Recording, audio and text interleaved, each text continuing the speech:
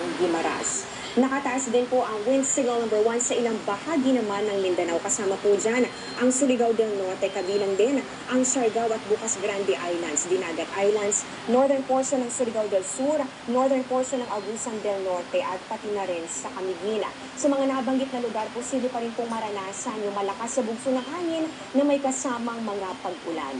Pero bukod po sa bagyong Wilma, magdudulot din ng mga pag-ulan na magkakaroon din po ng epekto itong hangin amihan o northeast monsoon, pati na rin yung shear line at ganun din ang localized thunderstorms. Base po sa datos ng Metro Weather, bukas umaga pa lang malalakas na po ang mga pag-ulan na mararanasan dito sa Eastern Visayas at pati na rin dito sa Bicol Region. At ganun din dito po sa may Central Visayas, so kasama po ang Cebu at Bohol at ganun din dito sa Western Visayas at Negros Island Region.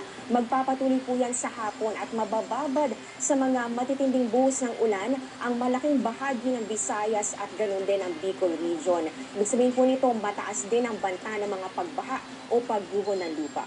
Aabot na rin po yung mga pag-ulan dito yan sa ilang bahagi ng Calabarzon at pati na rin sa Mimaropa, habang meron namang mga kalat-kalat na ulan dito sa Mindanao at ilang bahagi ng Northern Luzon.